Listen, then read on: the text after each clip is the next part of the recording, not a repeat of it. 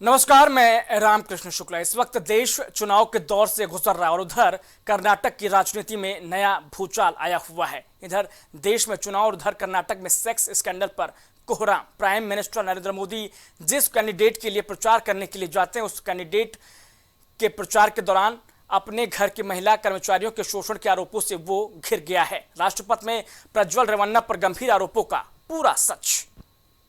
जिस्म की भूख और हवस की प्यास इंसान को इंसान कहाँ रहने देती है, और जब वो शख्स हैवानियत के सबसे बड़े समंदर में गोता लगाने लगे तो निकल कर आता है कर्नाटक की सियासत का सबसे बड़ा सेक्स स्कैंडल। अब आगे की कहानी बतलाएं उससे पहले ये जान लीजिए कि प्रज्वल कौन है, कौन सी पार्टी ने उन्हें टिकट दिया है और आखिर ये सेक्स स्कैंडल कैसे कर्नाटक की राजनीति से निकलकर देश और देश की सरहदों को पार कर जर्मनी पहुंच गया है। नाम प्रज्वल रेवन्ना, दादा एचडी देवगौड़ा, पूर्व प्राइम मिनिस्टर, बीजेपी जेडीएस गठबंधन से हासना लोकसभा सीट से उम्मीदवार। 26 अप्रैल 2024 ये तारीख इतिहास के पन्नों में दर्ज कर ली गई है। इसलिए नहीं कि इस रोज लोकसभा चुनाव का दूसरा चरण खत्म हुआ है, बल्कि इसलिए क्योंकि ये वही तारीख थी जब कर्नाटक समेत देश भर की 88 सीटों पर वोटिंग चल रही थी। इसमें कर्नाटक की हासन लोकसभा सीट पर भी वोट डाले गए। यहाँ से पूर्व प्राइम मिनिस्टर एचडी देवगौड़ा के 33 साल के पोते प्रज्वल रेवन्ना चुनाव लड़ रहे हैं। वोटिंग से पहले सोशल मीडिया पर 200 से ज्यादा अश्लील वीडियो वायरल हुए और दावा किया गया कि वायरल वीडियो में दिख रही महिलाएं खुद को छोड़ने की गुहार लगाती हुई रो रही हैं और प्रज्वल वीडियो शूट कर रहे हैं। अब पूरी तारीफ बतलाएं उससे पहले जरा समझिए कि माजरा है क्या और कैसे देश दुनिया की सुर्खियों में आ गया साउथ स्टेट कर्नाटका। ना उसका बारे में मेरे पास आ गया था। इसका बाद मैं उसको इधर ही मेरे ऑफिस को भी आ गया। वो पूरा उसका क्या क्या गंदा स्टोरी है मेरे को सब बता दिया। मैं पूछा उसको, आपका पास क्या है, क्या मटेरियल्स, क्या है, एविडेंस क्या है, मैं पूछा। वो जब बोला वो सब मेरे पास सभी वीडियो है। मैं ऐसा काली बात में नहीं बात करना। वो बीजेपी नेता देवराज ने दावा किया कि प्रज्वल के पेन ड्राइव में 2900 से ज्यादा अश्लील वीडियोस हैं।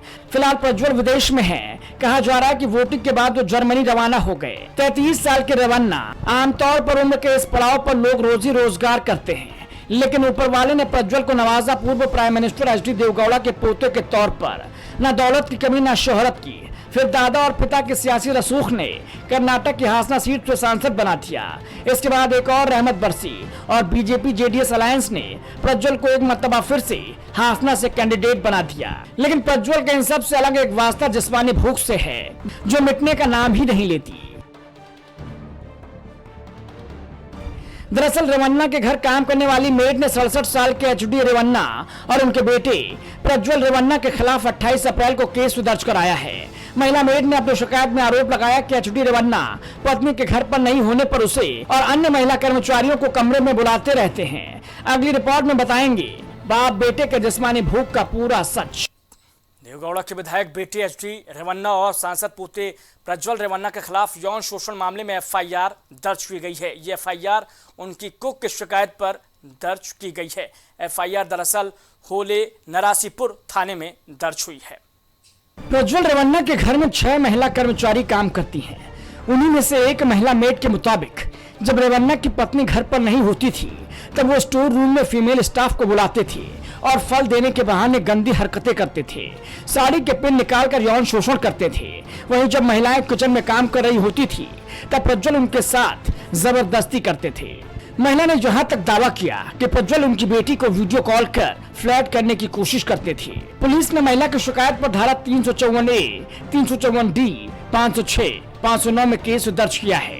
पीड़िता ने रेवन्ना और प्रज्वल पर 2019 से लेकर 2022 तक यौन शोषण करने का आरोप लगाया है। वहीं कर्नाटक के सीएम सिद्धारमैया ने जांच के लिए डीजीपी वीके सिंह के नेतृत्व में 3 सदस्यों वाले एसआईटी बना दी है। बीजेपी नेता जी देवराज गौड़ा ने 8 दिसंबर 2023 को स्टेट प्रेसिडेंट बीवाई विजयेंद्र को एक पत्र लिखा था। इसमें देवराज गौड़ा ने प्रज्वल रेवन्ना और उनके परिवार के खिलाफ कई गंभीर आरोप लगाए थे। देवराज गौड़ा ने लिखा था कि एचडी देवगौड़ा के परिवार के कई नेताओं के खिलाफ गंभीर आरोप हैं, जिनमें जेडीएस के एनडीए उम्मीदवार प्रज्वल रेवन्ना भी शामिल हैं। उनका दावा है कि 2976 वीडियो वाली एक पेन ड्राइव है जिसके फुटेज में दिख रही कुछ महिलाएं सरकारी अधिकारी थी। इन वीडियो का इस्तेमाल महिलाओं को यौन गतिविधियों में शामिल रहने के लिए ब्लैकमेल करने के लिए हो रहा था। इस पूरे घटनाकांड में कांग्रेस के आरोपों के बीच बीजेपी की ओर से सफाई दी गई है और खुद केंद्रीय गृह मंत्री अमित शाह बचाव में उतर आए हैं। Immediate arrest of Prajwal Revanna we want. कहाँ गया आपका नारी शक्ति, कहाँ गया आपका नारी का सम्मान? Why is Smriti Irani quiet? Where is the National Commission for Women? Where is the Prime Minister? And what is the explanation he has? उनका बचाव कर रहा है। देखिए, श्री रेवन्ना का जो समाचार पत्रों में और चैनलों में चल रहा है वो बिल्कुल आघातजनक है। ऐसा सहन किया ही नहीं जा सकता और भारतीय जनता पार्टी का स्टैंड बहुत स्पष्ट है। हम देश की मातृशक्ति के साथ खड़े हैं, देश की नारी शक्ति के साथ खड़े हैं। नरेंद्र मोदी जी का पूरे देश को एक कमिटमेंट है कि कहीं पर भी मातृशक्ति के अपमान को सहन नहीं किया जाना। परंतु कांग्रेस पार्टी जो हम पर आरोप लगाना चाहती है, मैं छोटी सी बात पूछना चाहता हूं, वहां सरकार किसकी है? सरकार कांग्रेस पार्टी की है। फेक वीडियो आपके ध्यान में ही होंगे क्योंकि टाइम पर रिलीज किए गए हैं और अब तक कार्यवाही कांग्रेस पार्टी ने क्यों नहीं की? कार्यवाही हमने नहीं करनी है। ये लॉ एंड ऑर्डर का इश्यू स्टेट का इश्यू है। प्रियंका जी हमसे सवाल पूछ रही है, मैं प्रियंका जी को कहना चाहता हूं, नरेंद्र मोदी जी और मुझसे सवाल पूछने की जगह आपके मुख्यमंत्री उप मुख्यमंत्री को सवाल करिए कि आपकी सरकार क्या कर रही है, क्यों जांच नहीं हो रही है। बहरहाल अब जैसे जैसे इस केस की तहकीकात आगे बढ़ रही है, रोजाना कुछ न कुछ नए खुलासे हो रहे हैं और वैसे भी यह कहना गलत नहीं होगा कि इस सेक्स स्कैंडल से सूबे की राजनीति तो प्रभावित हुई ही है और साथ ही इसका असर चुनाव पर भी पड़ेगा। Election desk, prime TV. तो राष्ट्रपति में इतना है, लेकिन बने रहिए प्राइम टीवी के साथ। कुछ भाव पुष्प। आप देख रहे हैं प्राइम टीवी, सच साहस सरोकार। प्रॉब्लम्स थी जो मेरे को स्टेप्स चढ़ते हुए प्रॉब्लम थी, वो अब I think so 70% is improved. ठीक है, मेरे को एंकल में प्रॉब्लम थी एंड मेरे को मसल्स प्रॉब्लम थी, जो मसल्स में काफ़ी पेन रहती है, जो अब की इस टाइम पर एक बार ही मैंने लिया, मैं लास्ट टाइम आया था, उसके बाद मैं अब दोबारा आया हूँ, तो ऐसे 70% इज इम्प्रूव्ड, जो कि डॉक्टर नहीं कर सका।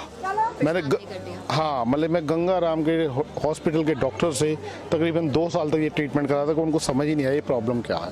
दैट इज अब बेटर है।